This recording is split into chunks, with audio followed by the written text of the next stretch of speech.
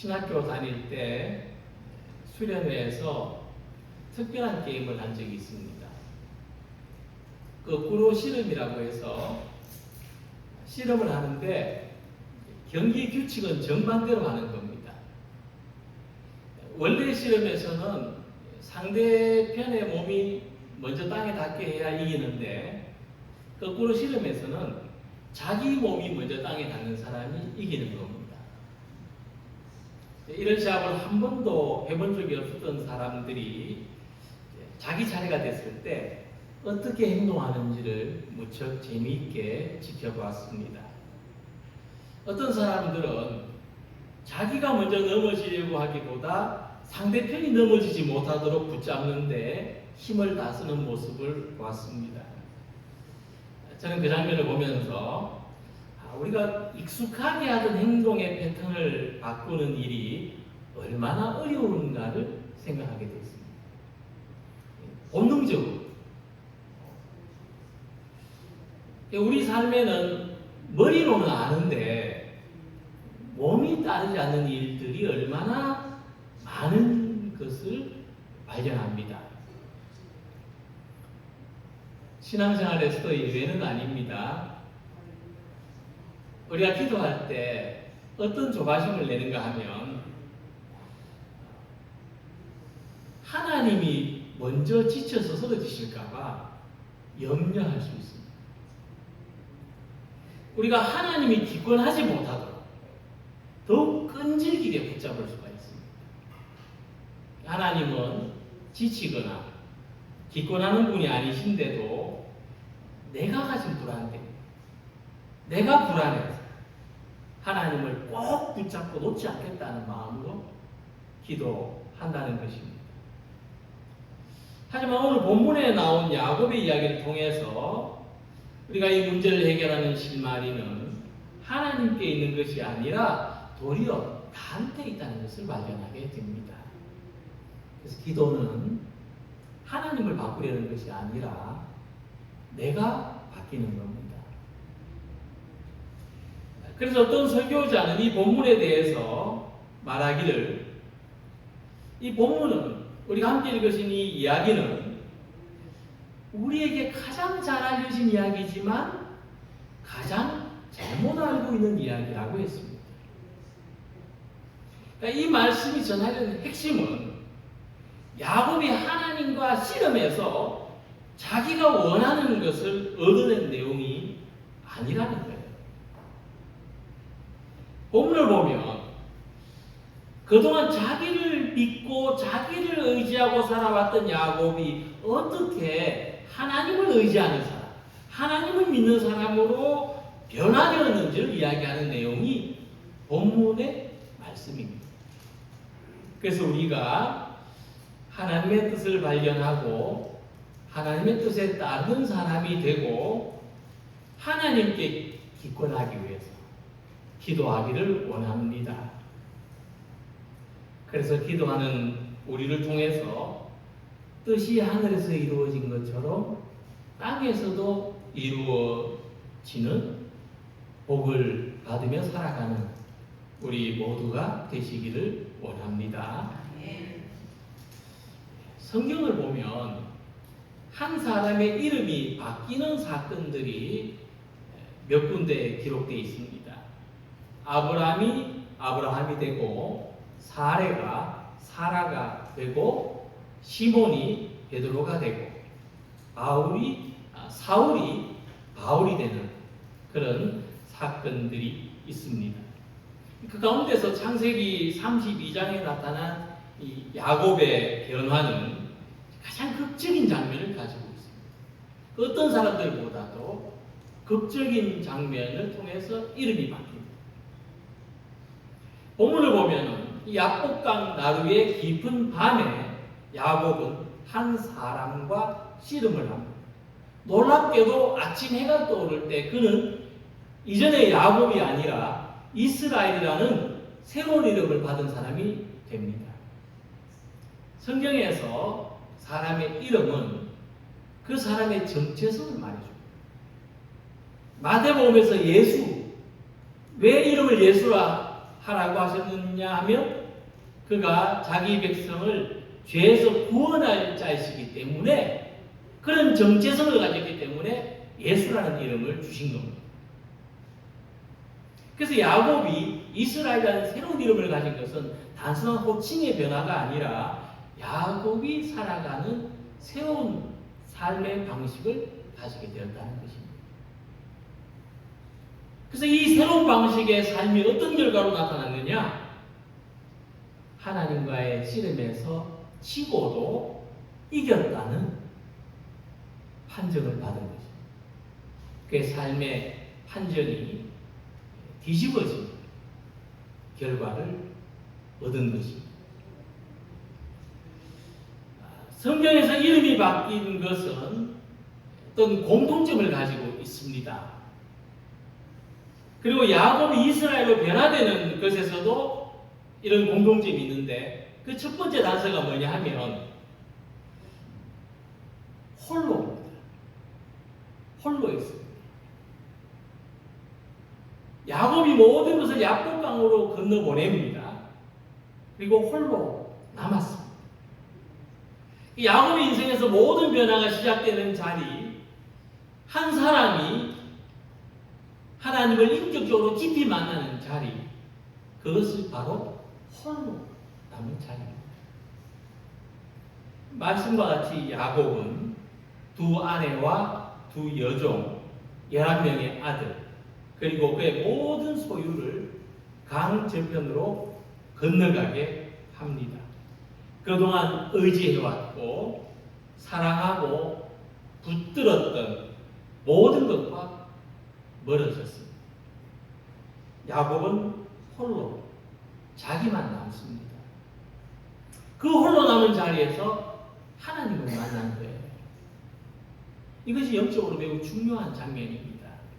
왜냐하면 우리 하나님은 우리가 뭔가에 둘러싸여 있을 때, 우리가 그것을 붙잡고 그것을 기대고 있을 때, 그것을 자기 방패로 삼고 있을 때는 그 사람과 인격적으로 온전히 만나실 수 없기 때문입니다. 그래서 우리는 어떻게 생각합니까? 내가 무언가를 의지하고 붙잡고 기대고 방패로 삼을 수 있는 그 무언가를 더 가지면 내 삶에 변화가 있을 거라고 생각합니다. 더 좋은 환경이 되거나 더 많이 지식을 채우거나 더 좋은 사람이 곁에 있으면 이런 조건이 갖추어지면 내 삶에는 변화가 일어날 것이다.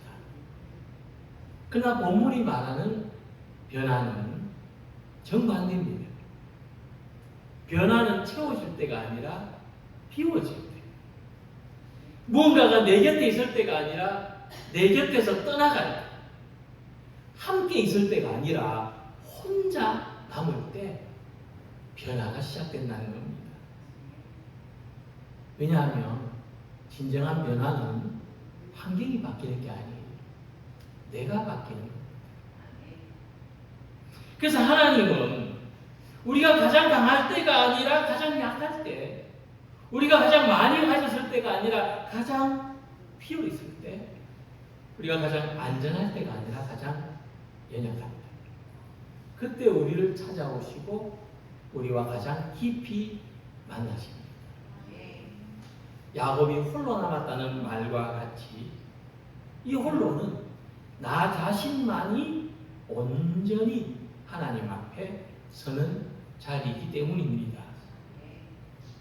그래서 야곱처럼 우리 삶에도 약봉나루가 있습니다. 그 밤중에 우리는 홀로 남습니다. 사실 우리에게는 그 집에서 일터에서 또 어떨 때는 병원에서 홀로 남는다는 것만큼 두려운 일이 없을 것입니다. 하지만 내 손에서 붙잡을 수 있는 것은 그 어떤 것도 없고 온전히 홀로 남을 수 있는 그 자리가, 하나님만을 붙잡을 수 있는 그 홀로의 자리가 하나님이 가장 가까이 계신 자리입니다. 단독자로 남은 그 자리에 하나님이 찾아오실 때 나의 고독이 충만함으로 채워집니다. 그 침묵의 시간이 기쁨의 시간이 됩니다. 그 빈 곳에 은혜로 채워지는 경험을 하게 되는 것입니다. 그래서 우리 하나님은 우리가 채워져 있는 상태가 아니라 오히려 비어져 있는 곳에서 우리를 만나십니다. 사람들에게 둘러싸여 있을 때가 아니라 홀로 있을 때 변화된 삶으로 나아가게 하십니다. 하지만 이 홀로 남은 자리, 나만의 야복 나루가 상실의 자리가 아니라 하나님을 바라보는 자리, 하나님과 씨름하는 자리, 새로운 그릇으로 빚어지고 새로운 삶으로 나아가는 자리가 되시기를 기원합니다. 오늘 24절은 야곱이 홀로 남은 직후에 어떤 일이 있었는지를 이렇게 말씀합니다. 야곱은 홀로 남았더니 어떤 사람이 날이 새도록 야곱과 씨름하였다. 그리고 26절에 두 번째 내용의 핵심이 있습니다. 야곱이 이르되 당신이 내게 축복하지 아니하면 가게 하지 아니하겠나이다. 야곱은 홀로 남아서 어떤 사람과 씨름을 합니다. 본문은 야곱이 씨름한 존재가 누구인지 알려주지 않습니다. 그냥 모호하게 어떤 사람이라고 했어요. 모르는 사람. 근데 말씀을 조금 읽어 들어가면 이 사람은 보통 사람이 아니라는 것을 알게 됩니다. 야곱이 씨름한 존재는 하나님의 사자였습니다. 구약 성경에서 이 하나님의 사자는 하나님이 자기를 다른 모습으로 나타내 보이시는 방법입니다.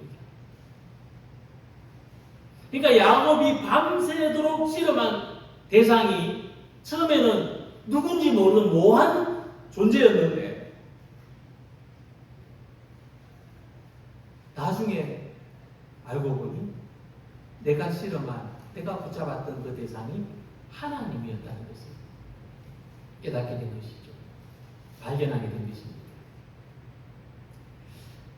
씨름은 온 힘을 다해야 되고 그럴 수밖에 없는 시합입니다. 존재 전체를 집중해야 돼요. 그래서 이 씨름은 기도를 다르게 표현한 말이 됩니다. 그러니까 야곱은 도대체 누군지 모르는 이 모호한 존재와 씨름을 했는데 누군지 모르는 그 대상을 향해서 기도했는데 시간이 지날수록 이 기도를 들으시는 분이 하나님이시고 나의 이 부르짖음, 나의 온 힘을 다해서 힘써온 것을 내가 온 존재를 다해서 사활을 걸었던 이 순간 지키시는 분, 함께 하신 분이 하나님이었다는 것을 알게 된 것입니다. 사실 야곱은 한번 붙잡았다 하면 놓지 않는 사람이에요. 야곱은 태중에서부터 형의 뒷발꿈치를 잡았죠. 평생 자기가 붙잡고 씨름하는 것을 얻기 위해서 싸워온 사람이었습니다. 그래서 형의 장자권을 붙잡기 위해 씨름했고 아버지의 축복을 붙잡으려고 씨름했고 자기 몫으로 생길 외삼촌의 양떼를 가져오기 위해서 붙잡고 씨름했던 사람입니다. 그런데 이 밤에 야곱이 깨달았습니다. 내가 진짜 붙잡아야 될 게 있구나.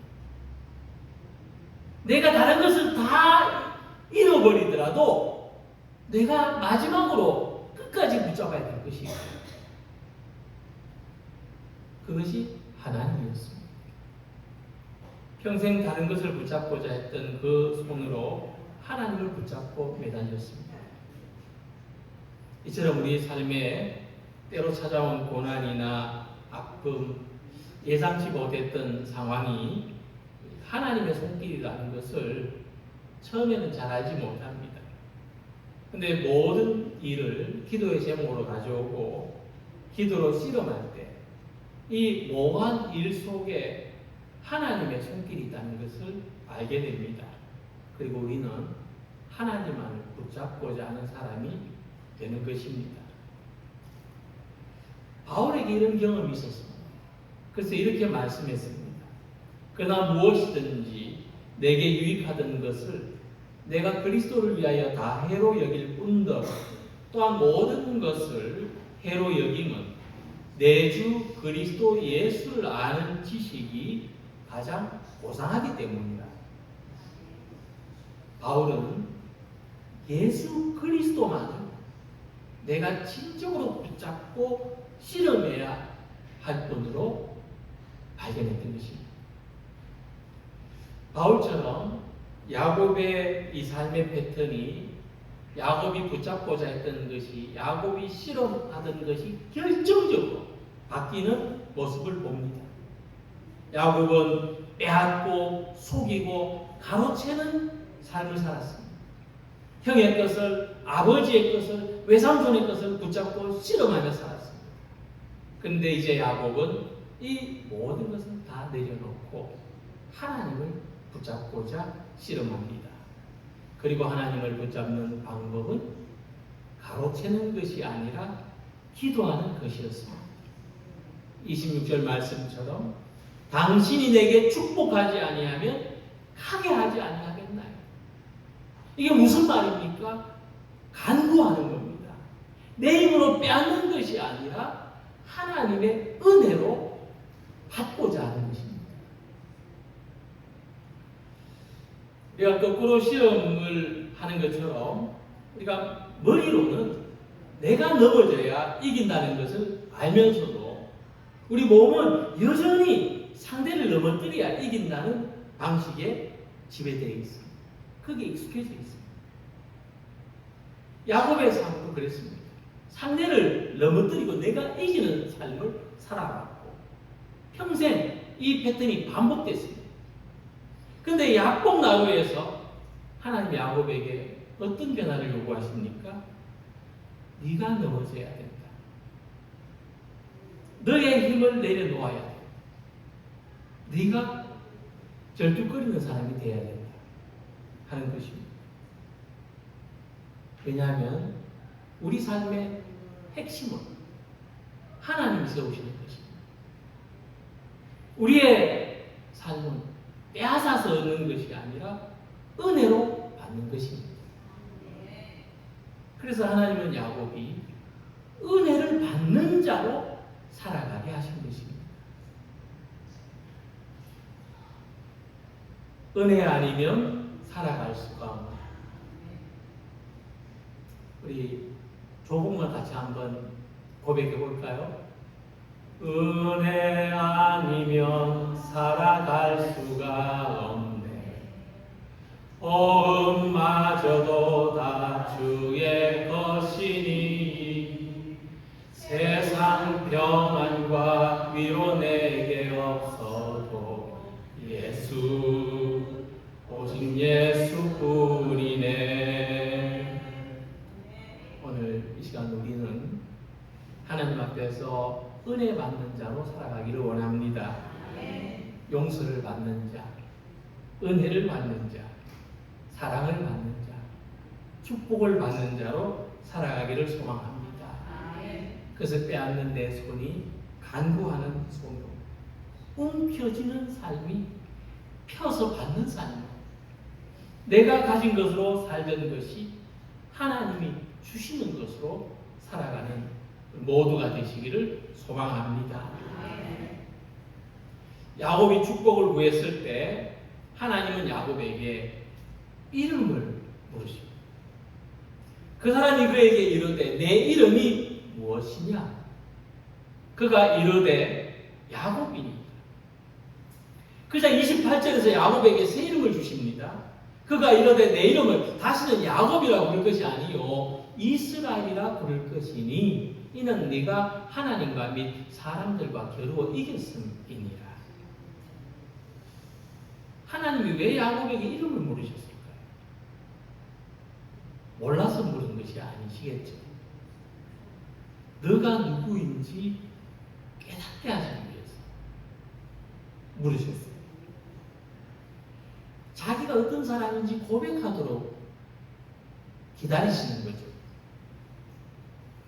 하나님 앞에서 우리의 이름은 무엇입니까? 우리 자신은 하나님 앞에 섰을 때 어떤 사람입니까?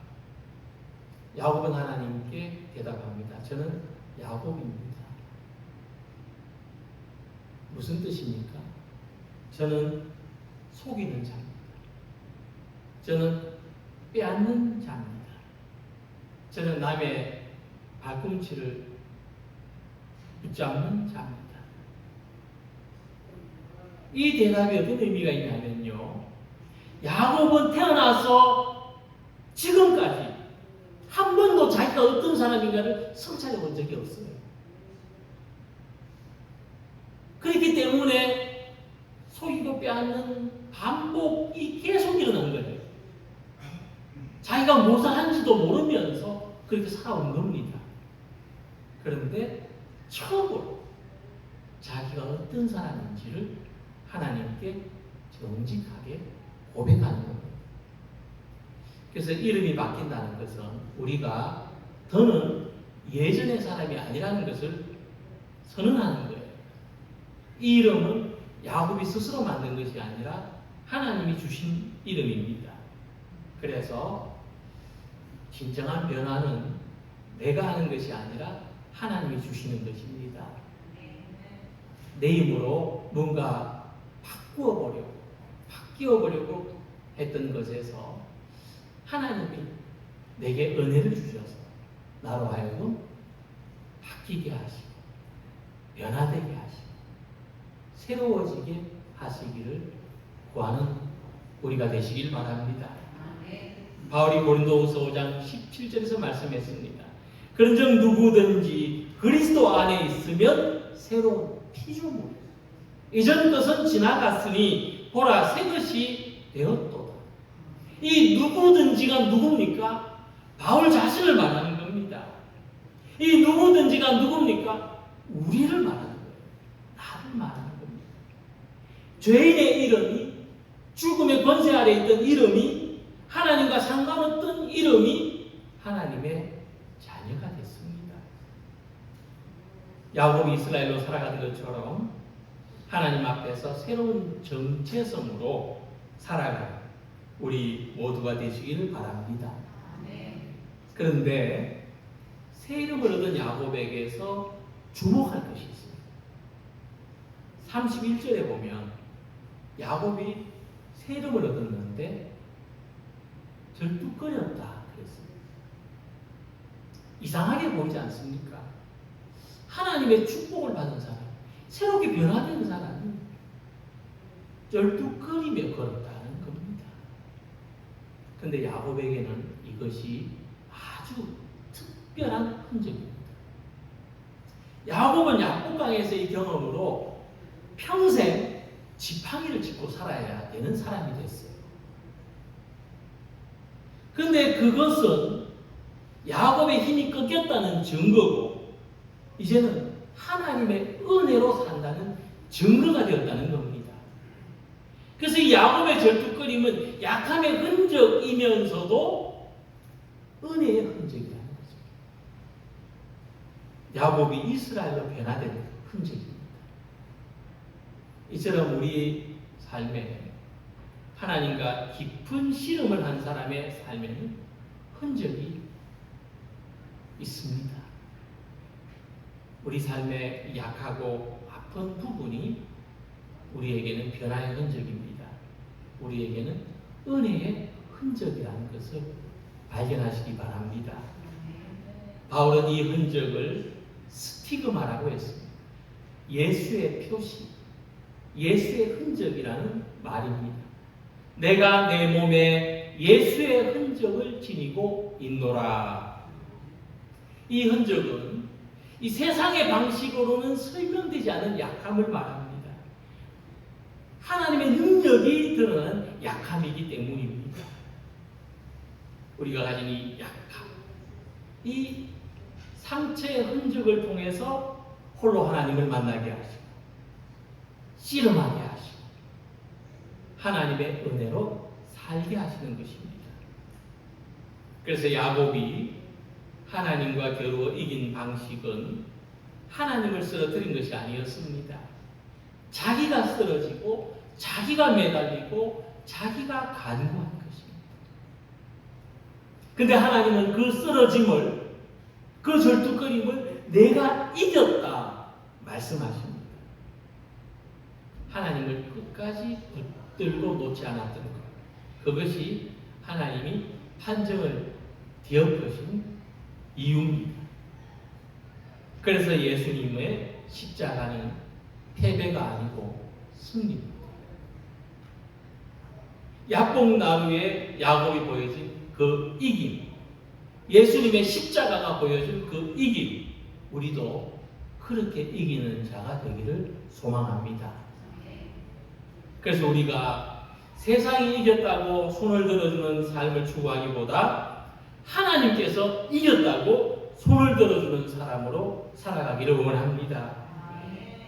오늘 우리의 삶에 하나님과 단둘이 기도의 대면으로서, 하나님을 놓지 않는 실험으로서 옛 이름을 인정하고 새 이름을 받음으로써 세상의 판정이 아니라 하나님께서 오히려 세상이 판정하는 것을 뒤집어 주시는 삶으로, 상처가 오히려 은혜의 흔적이 되는 삶으로, 고난이 오히려 축복이 되는 삶으로 살아가는 우리 모두가 되시기를 주님의 이름으로 기원합니다.